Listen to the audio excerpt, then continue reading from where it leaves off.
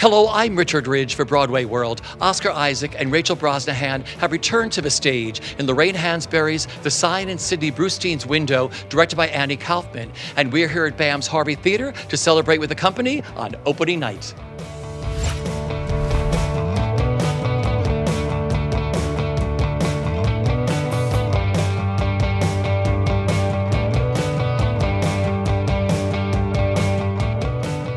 I saw the show on Sunday. Okay.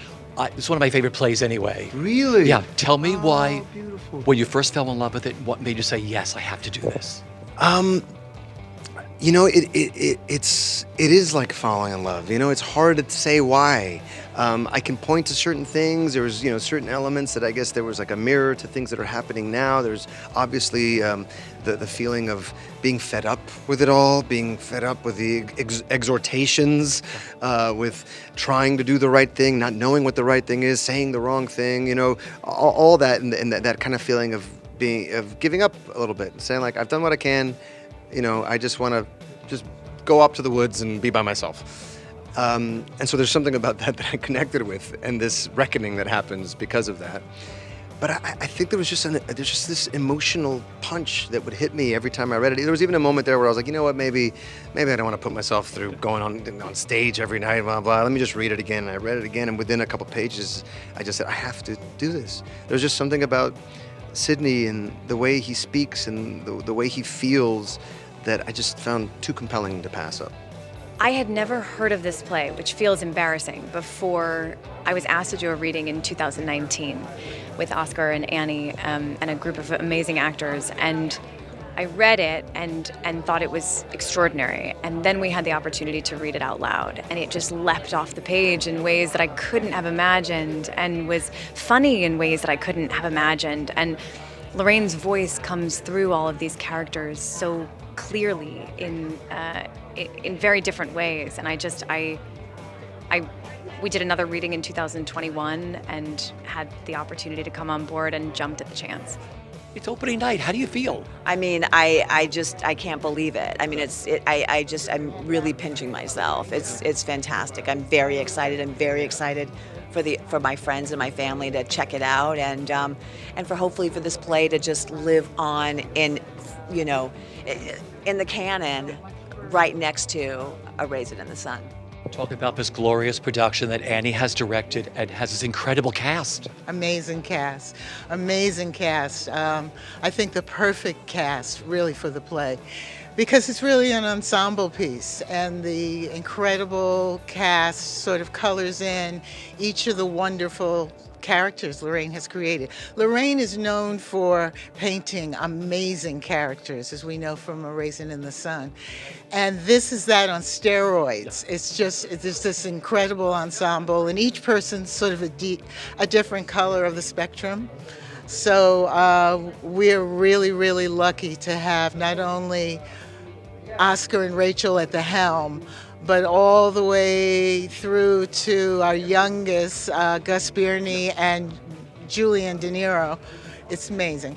I play Iris Brustein, who is married to Sidney Brustein, and I love that she's kind of an inside-out person. Her heart is on the outside of her body. It runs down her sleeves and down her chest and out her tips of her toes, and she's so deeply vulnerable and open and earnest in a way that I struggle with and find really admirable. So I love her. He's such a complex character, isn't he? Yeah, he's so complex, and that she's investigating aspects of herself in this man was also very exciting. It's not often that you get you get to do plays by these amazing female playwrights, and that she wrote this very complex Jewish intellectual folky guy that is going through this reckoning that has so many facets to him, that's so funny and so heartbreaking at the same time. It really was, like Annie said, Jewish Hamlet.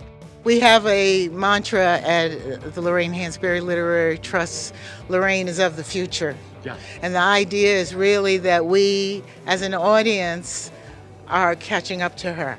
And we may never catch up to her because she had this incredible because she was visionary, because she was activist, she sort of saw concretely into the future in terms of what people could become, what we could become as communities, what we could become as citizens, what we could become as theater.